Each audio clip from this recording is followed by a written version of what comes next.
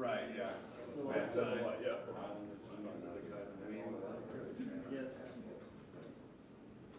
Now I'm going to shoot across the line.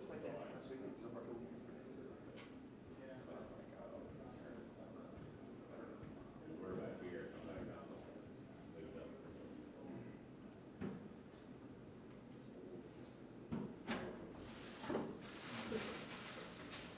Other than that.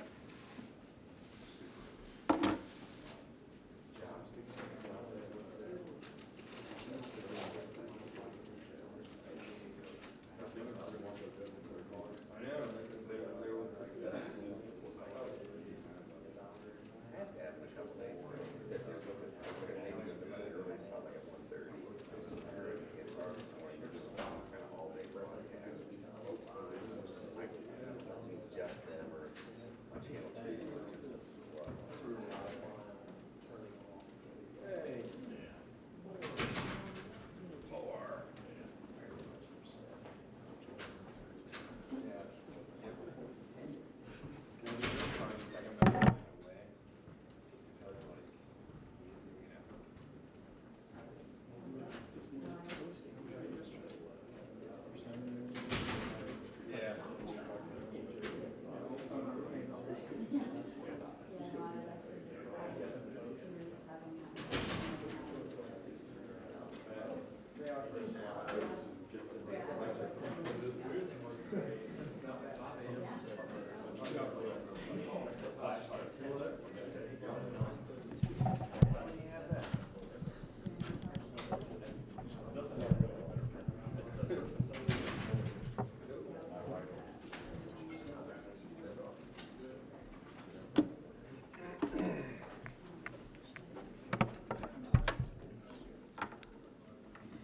Good afternoon, guys.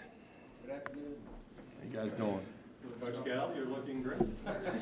He's got a lot younger and a lot more handsome. You don't put stuff in your hair to fix it like you do. Yeah, I guess. He mentioned, Alan, don't get me in trouble, man. he mentioned defense. That seems to be a key thing on his mind right now. What is the issue? What can you do to get better? We've been concentrating on trying to get better defensively as a unit. I think with a young group, guys have to understand the kind of commitment that you need to make in order to do the things that we want to do. The good thing is that they're coming along, they're getting better. It's a commitment that they have to continue to make. And with a young group like this, it takes a little bit of time. That's the one thing that I think takes more time, particularly the way we want to defend. Obviously, we have to do a better job of trying to get back in transition defense and have teams try to score against our length and our size. And we're doing a better job, and we're going to try to continue to do that. Was that frustrating as a coach when transition defense was an issue back when you played Michigan State, and for it to still be an issue and for that to be so much in kind of an effort? It's not frustrating. It's dealing with the young team. I mean, we have the youngest team in the country, and we know that with that presents its challenges. We're excited about the way we're playing offensively, obviously. We got to continue to do that and just continue to work. I mean, we got 10 games left in the season, in the regular season, before you start talking about postseason play. And we're concentrating on those things that we need to tighten up. Transition defense, is it just sprinting back, or is it guys knowing their rotation, where they're supposed to be, that sort of thing? I think the first part in transition defense is getting back and then communicating. That's one of the things that we've been honing in on the last couple of weeks. Just getting back and communicating, stopping the ball first, and then identifying the threats in transition. Is the zone defense going to be something that we see more, or was that a one-day type experiment? We've been working on it a lot, and that's all I'll give you. But Cal has not traditionally liked it very much, to say the least. Is it just something he feels like this team is better suited to, or is it just a need a change of pace? I think, and Coach is great at this, every year adjusting to the strengths and weaknesses of our team.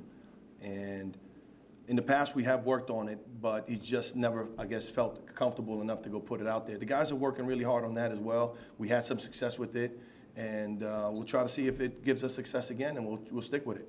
But we do have length, we have size. The one thing that you can't get enamored with when you're in the zone is thinking that you don't have to work as hard as you would in man-to-man, and you actually have to work just as hard. So our guys did a good job. We got to rebound better out of it, and hopefully we'll continue to improve in that area. One other thing about transition, Missouri got some transition opportunities after you guys had scored. Yeah. What message does that send to the coaches when the other team's fast breaking, not on a miss or a rebound, but after a score? Well, that's something that we can control. That's identifying the problem and fixing it, and not relaxing, not looking to celebrate, just recognizing that we made a basket and we have to get back on defense. Unless we're in a situation where we're pressing, everybody should be sprinting back on defense and then identifying who they have. Orlando, is Marshall Henderson a different kind of challenge because you don't know where and when he's going to shoot? You just know he's going to shoot. So, I mean, we're expecting that. And he's a talented player. It's going to be a good challenge for our guys, and not just for our guards, but for our entire team, to make it difficult on him. He's going to get his shots up. We know that. It's what he's done his whole career there at Ole Miss. So we just have to try to make it difficult for him. Is he unlike is there a player you can compare him to that you've ever seen before or played against, or no? No, he's very unique. He's very unique in that way, but he's a talented scorer. And, they got a pretty good team. They're doing a great job. Coach Kennedy has got them playing great basketball right now. And we've got a challenge ahead of us. You guys were successful with him last year. You contained him. Was it just keeping him a little further away from the basket or denying him the ball? Honestly, I don't know. Jerry, I don't know if you can. He shoots it out 30 feet, so I don't know if you can push him out any further than that. I think our success last year was that we moved the ball, we scored the ball really well, and obviously Nerlens had a great impact on defending the rim. So we just got to try to continue to make it difficult for him. He is going to get his shots up. We just have to have a hand in his face, make it as difficult as possible, control the rebounds, and then let's see if we can get out and get some easy baskets in transition. Your take on what Willie's funk that he's been in? Just up and down of a season. I think he's continued to work in practice. Obviously, we need him to be playing well for us to continue to have success. And, we're just encouraging him to keep working hard in practice, and that hopefully that'll translate back into the games. Do you guys expect Ole Miss to test your transition defense, especially with the way Coach Kennedy talked about your length in the backcourt?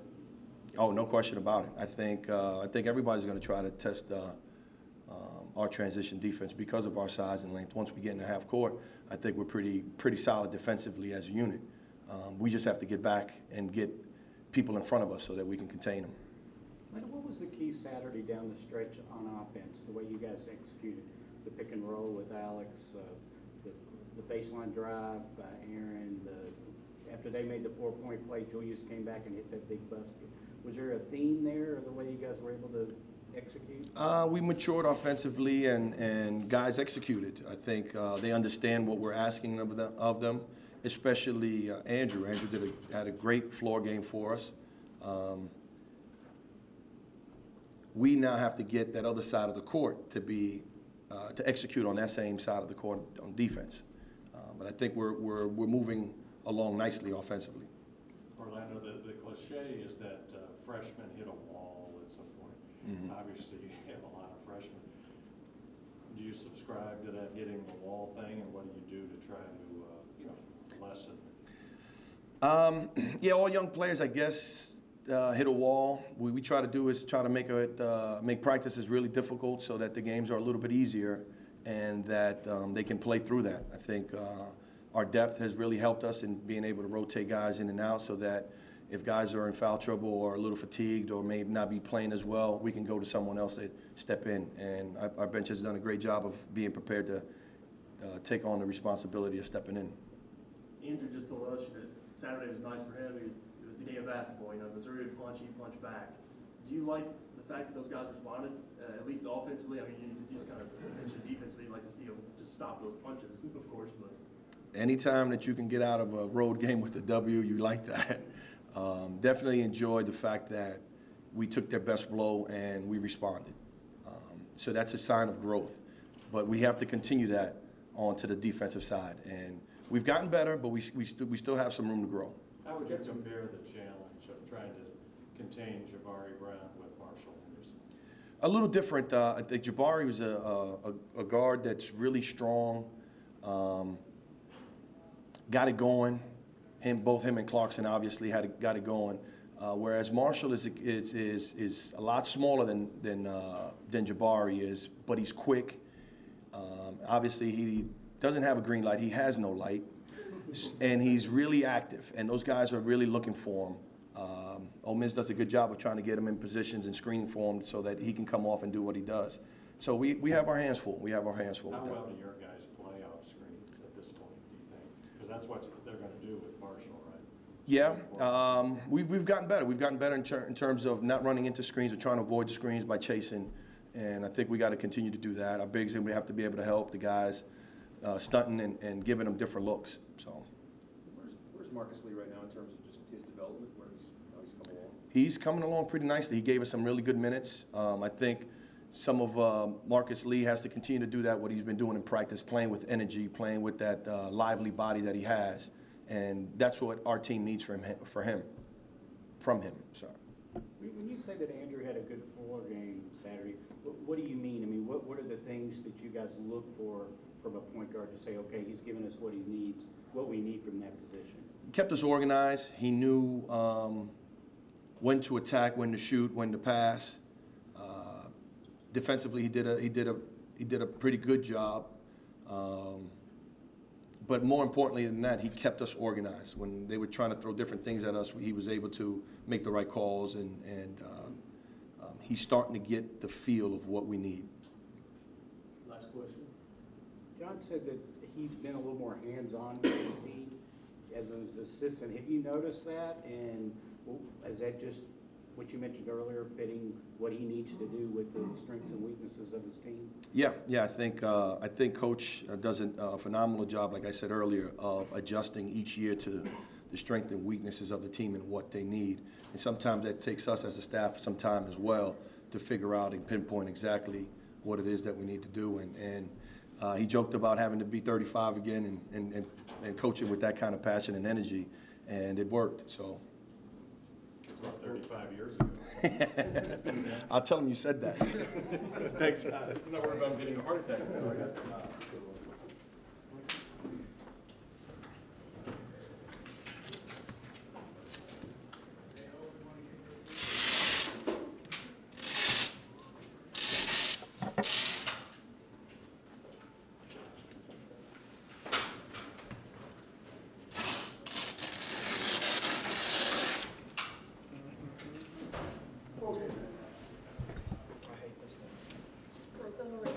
Yeah, that was broken the first time I used it.